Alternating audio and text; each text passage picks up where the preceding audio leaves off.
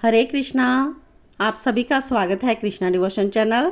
मैं पूजा कृष्णा दासी कृष्णा भक्ति को अग्रसर करने के लिए भक्ति रिलेटेड वीडियोस आप सभी के साथ शेयर कर रही हूँ। आशा करती हूँ आप सभी को इससे लाभ प्राप्त हो रहा होगा।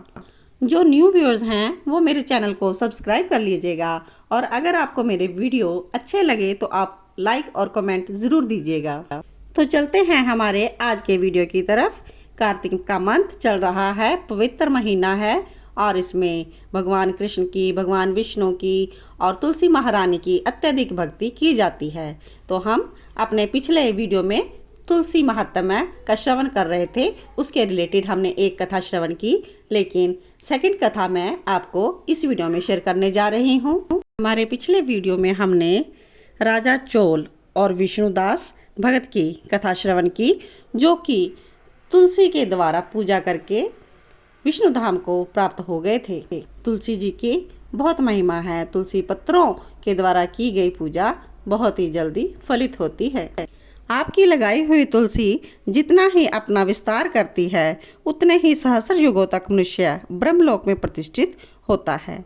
यदि कोई तुलसी संयुक्त जल में स्नान करता है तो वह सब पाप मुक्त हो जाता है और विष्णुलोक में आनंद का अनुभव करता है। जो तुलसी जी को लगाकर संग्रह करता है और लगाकर तुलसी का वन तैयार कर देता है वह उतने ही पाप मुक्त और ब्रह्म भाव को प्राप्त होता है। जिसके घर में तुलसी का बगीचा विद्यमान है उसका वह घर तीर्थ के समान है, वहाँ यमराज के दूत नहीं जाते। तुलसी का वन सब पापों को नष्ट करने वाला है, पुण्यमय तथा अभिष्ट कामनाओं को देने वाला है। जो मनुष्य तुलसी का बगीचा लगाते हैं वह यमराज को नहीं देखते। जो मनुष्य तुलसी काष्ठ संयुक्त गंध धारण करते हैं क्रियामान पाप उसके शरीर का स्पर्श नहीं करते। जहाँ तुलसी की छाया होती है वहीं पितरों की तृप्ति के लिए श्राद्ध भी किया जाना चाहिए। जिसके मुख में, कान में और मस्तक पर तुलसी का पत्ता दिखाई देता है उसके ऊपर यमराज दृष्टि नहीं डाल सकते, फिर दूसरों की तो बात ही क्या है।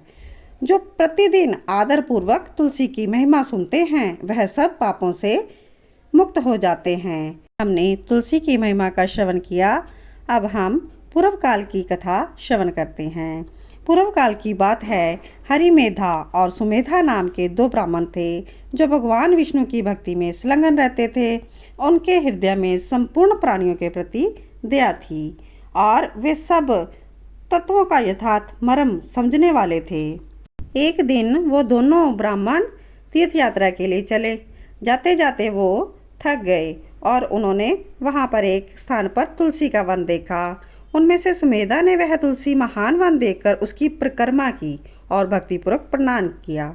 यह देखकर हरिमेधा ने तुलसी का महात्म्य और फल जानने के लिए बड़ी प्रसन्नता के साथ बार बार पूछा कि ब्राह्मण, अन्य देवताओं, तीर्थों, व्रतों और मुख्य मुख्य ब्राह्मणों के रहते हुए तुमने तुलसी वन को क्यों प्रणाम किया। तब सुमेधा ने उसको कहा कि यहाँ पर धूप है तो चलो हम उस बरगद के समीप चलकर उसकी छाया में बैठते हैं और वहाँ मैं आपको संपूर्ण बात बताऊँगा। तो अब वहाँ पर वो दोनों बैठ गए।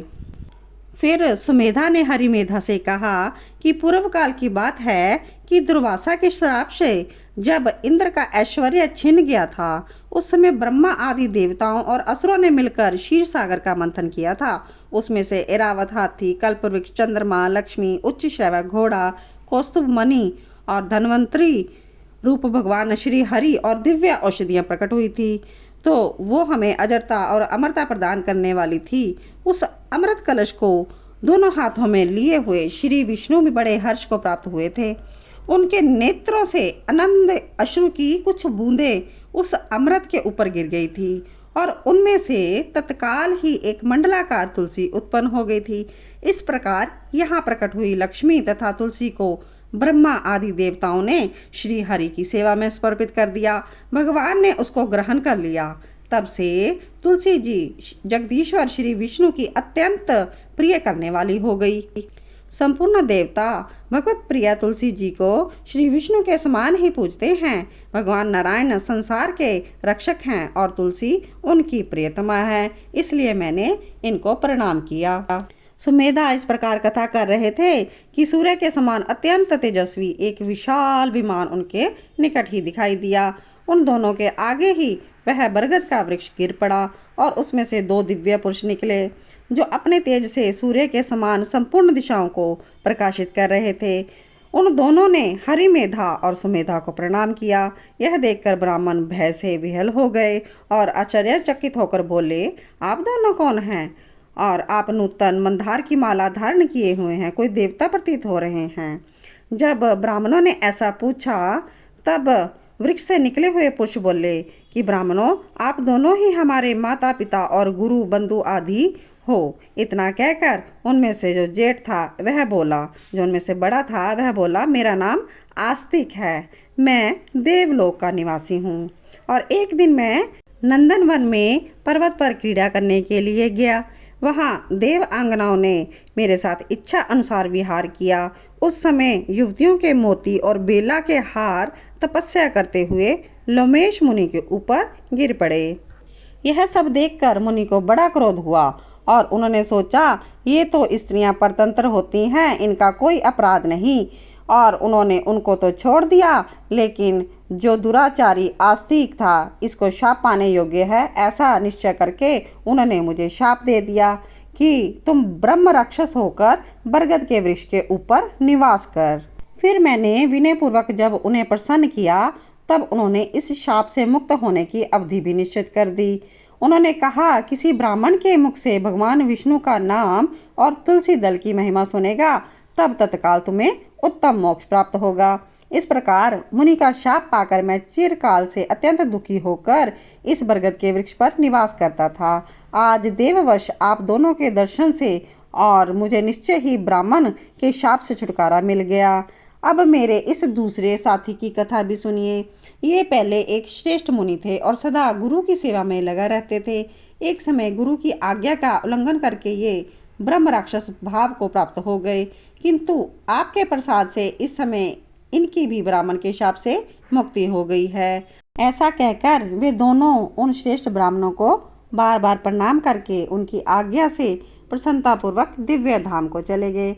और तत्पश्चात ये जो दोनों श्रेष्ठ मुनि थे, सुमेधा और हरिमेधा, ये पुण्य में तुलसी की प्रशंसा करते हुए तीर्थ यात्रा के लिए चल दिए।